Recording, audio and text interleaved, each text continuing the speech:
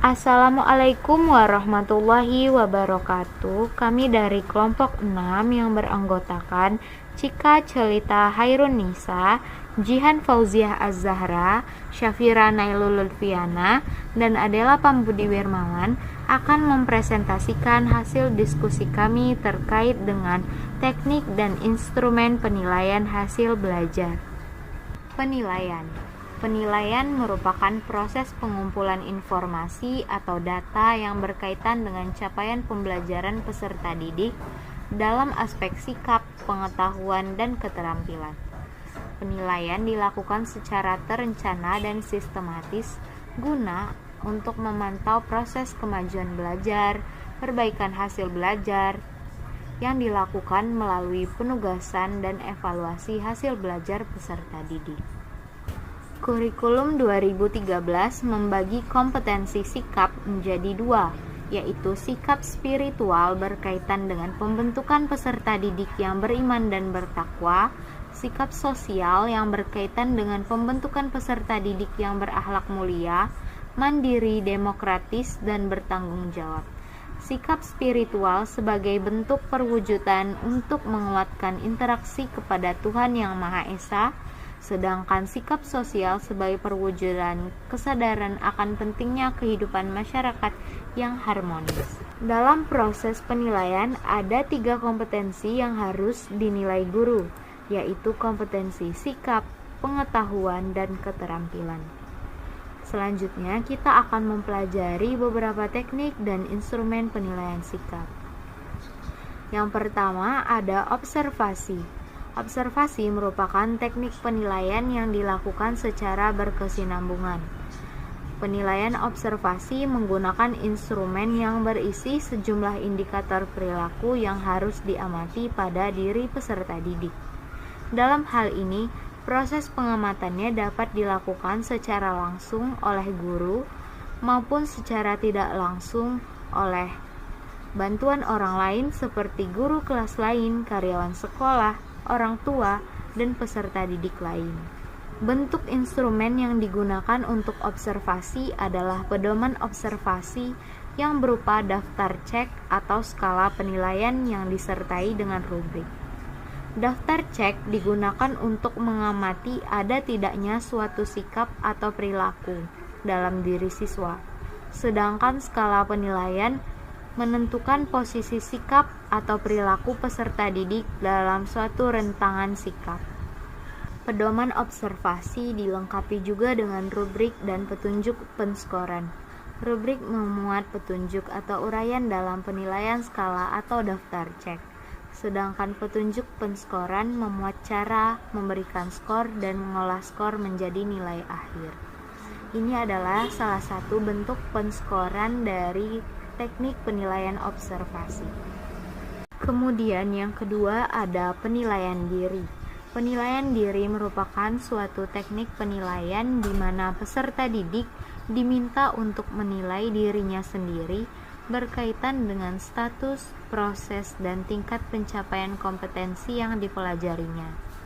Instrumen yang digunakan dalam penilaian diri biasanya berupa lembar penilaian diri dengan menggunakan daftar cek serta skala penilaian yang disertai dengan rubrik. Berikut adalah salah satu contoh lembar penilaian diri untuk sikap toleransi.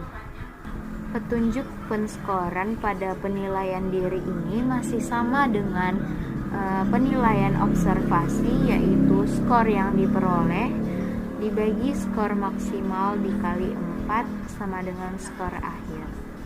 Kemudian yang ketiga ada penilaian antar teman atau penilaian antar peserta didik, di mana penilaian ini digunakan untuk mengukur tingkat pencapaian kompetensi sikap, baik itu sikap spiritual maupun sosial, dengan cara meminta peserta didik untuk saling menilai satu sama lain.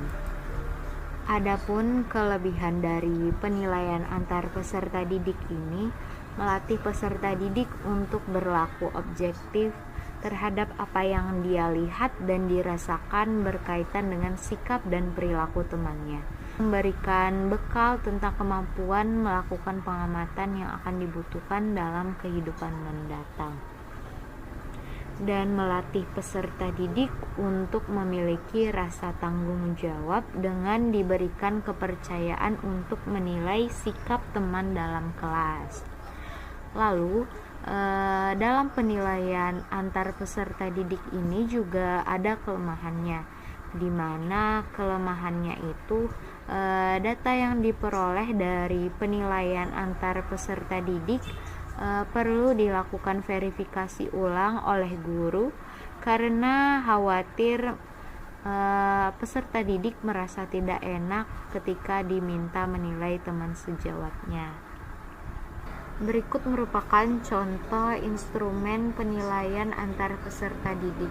Nah, di dalam instrumen tersebut ada 4 rentang skor, di mana skor keempat untuk yang selalu melakukan tindakan sesuai dengan pernyataan, lalu skor 3 untuk yang sering melakukan, yang kedua, skor kedua untuk yang kadang-kadang melakukannya, dan skor 1 untuk yang tidak pernah melakukan pernyataan tersebut sama sekali. Kemudian selanjutnya yang keempat itu ada jurnal. Jurnal di sini merupakan teknik penilaian sikap yang dilakukan dengan cara mencatat segala informasi dari hasil pengamatan guru tentang kekuatan dan kelemahan peserta didik yang berkaitan dengan sikap dan perilaku, baik itu di dalam maupun di luar kelas. Adapun kelebihan dari teknik penilaian jurnal ini bersifat asli dan objektif, sehingga guru lebih mudah memahami peserta didik secara tepat. Lalu kekurangannya itu menuntut waktu yang banyak, terus mengganggu perhatian tugas guru. Apabila pencatatan penilaian tidak segera dilakukan, objektivitas penilaian tersebut akan berkurang. Nah, berikut merupakan contoh instrumen penilaian teknik penilaian sikap dengan jurnal. Baiklah, yang selanjutnya yaitu mengenai teknik dan instrumen penilaian pengetahuan. Penilaian pengetahuan atau K3 dilakukan dengan cara mengukur penguasaan peserta didik yang mencakup pengetahuan taktual, konseptual, dan prosedural dalam berbagai tingkatan proses berpikir. Penilaian dalam proses pembelajaran berfungsi sebagai alat untuk mendeteksi kesulitan belajar, penilaian sebagai proses pembelajaran, dan penilaian sebagai alat untuk mengukur pencapaian dalam proses pembelajaran. Teknik penilaian pengetahuan yaitu tes tulis, tes lisan, dan penugasan. Baiklah, yang pertama yaitu tes tertulis. Tes tertulis adalah tes yang soal dan jawabannya secara tertulis, dapat berupa pilihan ganda, isian, benar salah, menjodohkan, dan juga uraian. Tes pilihan ganda merupakan tes yang disiapkan guru untuk mengumpulkan data tentang pencapaian pengetahuan yang jawabannya telah disiapkan, yang terdiri dari pilihan yang salah dan juga pilihan yang benar. Pada jenjang pendidikan dasar kelas rendah biasanya menggunakan pilihan jawaban yang terdiri dari 3 pilihan, yaitu 2 pilihan jawaban salah dan 1 pilihan jawaban benar. Sedangkan pada kelas tinggi yaitu menggunakan pilihan jawaban yang terdiri dari 4 jawaban, yaitu 3 jawaban salah dan 1 jawaban benar. Instrumen tes tulis yaitu 1. Tes isian, 2. Tes benar salah, 3. Menjodohkan, dan 4. Uraian. Instrumen tes tertulis dapat dikembangkan atau disiapkan dengan langkah-langkah berikut. Yang pertama, melakukan analisis KD sesuai dengan muatan pelajaran. Yang kedua, menyusun kisi-kisi yang akan menjadi pedoman dalam penulisan. Yang ketiga, menulis soal berdasarkan kisi-kisi dan mengacu pada kaidah-kaidah penulisan soal. Dan yang keempat, melakukan penskoran dan analisis berdasarkan pedoman penskoran. Yang selanjutnya yaitu mengenai tes lisan. Tes lisan berupa pertanyaan, perintah, atau kuis yang diberikan pendidik secara lisan dan peserta didik merespon pertanyaan tersebut juga secara lisan. Jawaban tes lisan dapat berupa kata, frase, kalimat, maupun paragraf. Tes lisan dapat dilakukan untuk penilaian, diskusi, tanya jawab, dan percakapan. Tes lisan bertujuan menumbuhkan sikap berani berpendapat, mengecek penguasaan pengetahuan untuk perbaikan pembelajaran, untuk percaya diri, dan kemampuan berkomunikasi secara efektif.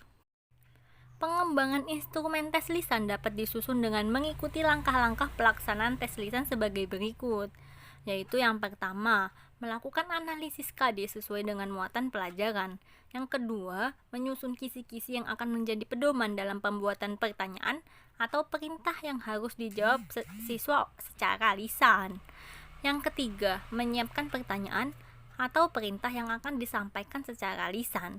Dan yang keempat, yaitu melakukan tes dan analisis untuk mengetahui kekuatan dan kelemahan peserta didik. Dan kemudian yang terakhir yaitu mengenai penugasan. Penugasan adalah pemberian tugas kepada siswa untuk mengukur dan atau memfasilitasi siswa memperoleh atau meningkatkan pengetahuannya. Penugasan berfungsi untuk penilaian yang dilakukan setelah proses pembelajaran. Penugasan bertujuan untuk meningkatkan pengetahuan yang diberikan sebelum dan atau selama proses pembelajaran. Tugas dapat dikerjakan baik secara individu maupun kelompok, sesuai karakteristik tugas yang diberikan, yang dilakukan di sekolah, di rumah, dan juga di luar sekolah. Pengembangan instrumen teknik penugasan dapat berupa lembar petunjuk penugasan yang memuat isi dan langkah-langkah pelaksanaan penugasan, serta dapat dilaksanakan oleh peserta didik dalam periode masa penyelesaian yang telah ditetapkan serta memuat kriteria penilaian penugasan yang telah diselesaikan oleh peserta didik. Materi selanjutnya yaitu tentang instrumen dan teknik penilaian keterampilan.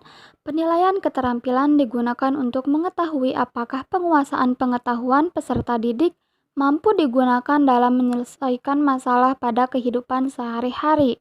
Teknik penilaian yang dapat digunakan ada 3. Yang pertama ada penilaian kinerja. Penilaian kinerja adalah penilaian yang meminta peserta didik untuk melakukan suatu tugas pada situasi yang sesungguhnya dengan mengaplikasikan atau mendemonstrasikan pengetahuan dan keterampilan yang dibutuhkan. Ada 2 jenis penilaian kinerja, yaitu penilaian produk dan penilaian kinerja. Contoh penilaian kinerja dapat dilakukan dengan meminta siswa membaca, bernyanyi, bermain alat musik, bermain peran, dan lain-lain. Sedangkan penilaian produk dapat dilakukan dengan meminta siswa membuat poster, kerajinan, puisi, dan lain-lain. Yang kedua ada penilaian proyek. Penilaian proyek adalah penilaian terhadap suatu tugas dengan beberapa rangkaian yang harus dilalui dan harus diselesaikan oleh siswa dalam waktu tertentu. Dalam penilaian proyek ada 4 hal yang perlu dipertimbangkan. Yang pertama, kemampuan pengelolaan. Kemampuan peserta didik dalam memilih tema atau topik yang relevan dengan bahasan materi pelajaran, mengelola waktu, sesuai perencanaan proyek, mencari serta menemukan informasi atau produk sesuai dengan jenis tugas proyek dan penulisan laporan. Yang kedua ada relevansi, artinya kesesuaian hasil tugas proyek dengan materi pelajaran yang diberikan guru, dengan mempertimbangkan pengetahuan, sikap, dan keterampilan peserta didik dalam pembelajaran. Yang ketiga, ada keaslian produk atau hasil kerja. Tugas proyek yang dikerjakan peserta didik haruslah merupakan hasil karyanya sendiri, baik secara individu maupun kelompok. Dan yang terakhir, harus mengandung inovasi dan juga kreativitas. Kemudian, teknik penilaian ketiga yaitu penilaian portofolio. Portofolio dapat berupa dokumen atau teknik penilaian. Sebagai dokumen artinya portofolio berupa kumpulan karya yang telah dibuat peserta didik selama satu periode belajar yang diserahkan pada guru, kemudian selanjutnya diserahkan pada orang tua sebagai bukti otentik pembelajaran.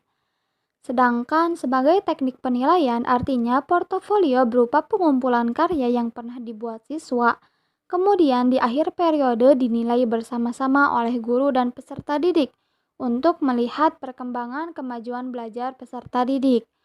Ada beberapa prinsip dalam penggunaan penilaian portofolio. Yang pertama, saling percaya atau mutual trust antara guru dan siswa. Dalam proses penilaian portofolio, guru dan siswa harus memiliki rasa saling mempercayai. Mereka harus merasa sebagai pihak-pihak yang saling memerlukan dan memiliki semangat untuk saling membantu. Oleh karena itu, mereka harus saling terbuka dan jujur satu sama lain. Dengan demikian akan terwujud hubungan yang wajar dan alami, yang memungkinkan proses pendidikan berlangsung dengan baik. Yang kedua, ada kerahasiaan bersama atau confidentiality antara guru dan siswa. Kerahasiaan hasil pengumpulan bahan dan hasil penilaian perlu dijaga dengan baik, tidak disampaikan kepada pihak-pihak lain yang tidak berkepentingan. Pelanggaran terhadap norma ini selain menyangkut etika juga dapat memberi dampak negatif kepada proses pendidikan anak atau siswa. Yang ketiga, yaitu prinsip milik bersama atau joint ownership antara siswa dan guru. Guru dan siswa perlu merasa memiliki bersama berkas portofolio. Oleh karena itu, guru dan siswa perlu menyepakati bersama di mana hasil karya yang telah dihasilkan siswa akan disimpan dan bahan-bahan baru yang akan dimasukkan. Dengan demikian, siswa akan merasa memiliki terhadap hasil kerjanya dan akhirnya akan tumbuh rasa tanggung jawab pada dirinya. Yang keempat, kepuasan atau satisfaction. Artinya, hasil kerja portofolio seyogyanya berisi keterangan-keterangan dan atau bukti-bukti yang memuaskan bagi guru dan siswa. Portofolio hendaknya juga merupakan bukti prestasi cemerlang siswa dan keberhasilan pembinaan guru. Yang kelima, kesesuaian atau relevance. Hasil kerja yang dikumpulkan adalah hasil kerja yang berhubungan dengan tujuan pembelajaran yang sesuai dengan tujuan pembelajaran dalam kurikulum. Dan prinsip yang terakhir ada penilaian proses dan hasil. Penilaian portofolio menerapkan prinsip proses dan hasil. Proses belajar yang dinilai misalnya diperoleh dari catatan perilaku harian siswa mengenai sikapnya dalam belajar, antusias tidaknya dalam mengikuti pelajaran, dan sebagainya. Aspek lain dari penilaian portofolio adalah penilaian hasil, yaitu menilai hasil akhir suatu tugas yang diberikan oleh guru. Materi selanjutnya akan dijelaskan oleh rekan saya. Ya, selanjutnya saya Cika Celita Hairunisa akan menjelaskan mengenai validitas instrumen penilaian hasil belajar.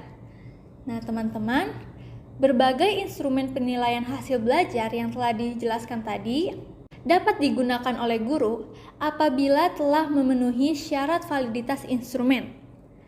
Mengapa hal ini penting? Karena dengan instrumen yang valid dapat menjadi bentuk akuntabilitas guru, satuan pendidikan, dan pemerintah dalam mengembangkan instrumen penilaian tersebut. Dan instrumen yang valid akan mampu merepresentasikan secara real kesungguhan dari kompetensi yang dicapai oleh peserta didik.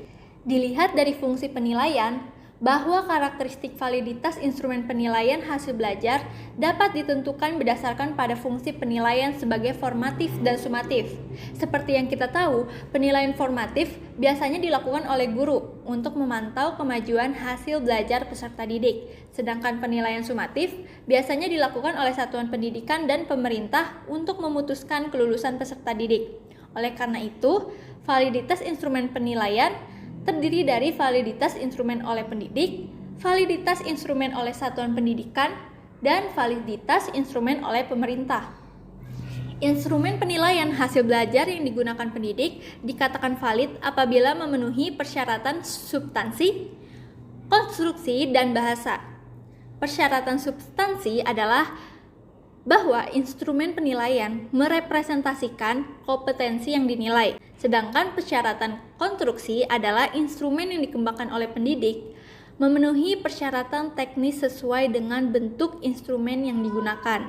Sedangkan persyaratan bahasa adalah bahwa instrumen dikembangkan dengan menggunakan bahasa yang baik dan benar serta komunikatif sesuai dengan taraf perkembangan peserta didik. Lalu, instrumen penilaian yang digunakan oleh satuan pendidikan dalam bentuk penilaian akhir atau ujian sekolah, yaitu harus memenuhi persyaratan substansi, konstruksi, dan bahasa, serta memiliki bukti validitas empirik. Bukti validitas empirik merupakan proses pengujian instrumen penilaian hasil belajar peserta didik dengan melakukan uji coba instrumen pada sampel yang setara atau lebih tinggi dari tujuan digunakannya instrumen tersebut oleh pendidik. Kemudian hasilnya dianalisis menggunakan statistik atau dapat pula APL. Lalu yang terakhir, instrumen penilaian yang digunakan oleh pemerintah. Seperti yang kita tahu, penilaian yang dilakukan oleh pemerintah adalah dalam bentuk UN. Nah, instrumen penilaian ini harus memenuhi persyaratan substansi, konstruksi, bahasa, dan memiliki bukti validitas empirik, serta yang membedakan antara kedua instrumen penilaian tadi adalah harus juga menghasilkan skor yang dapat diperbandingkan antar sekolah, antar daerah, dan antar tahun. Perolehan perbandingan skor tersebut dapat menggambarkan soal mudah, sedang, dan sukar yang diperoleh dari hasil uji beda atau menggunakan statistik diferensiasi. Untuk mengetahuinya dapat pula menggunakan pengolahan anates. Nah, ini adalah salah satu contoh instrumen penilaian hasil belajar dalam aspek analisis keterampilan. Di sini kita bisa lihat ada tabel yang menunjukkan substansi, konstruksi, dan bahasa untuk satuan pendidikan dan untuk pemerintah. Aspek-aspek tersebut dapat ditambah pertimbangannya. Seperti tadi, kalau untuk satuan pendidikan ada bukti validitas empirik, sedangkan yang digunakan oleh pemerintah ada bukti uji beda skor antara daerah. Sekian video dari kelompok 6. Terima kasih atas perhatiannya. Wassalamualaikum warahmatullahi wabarakatuh.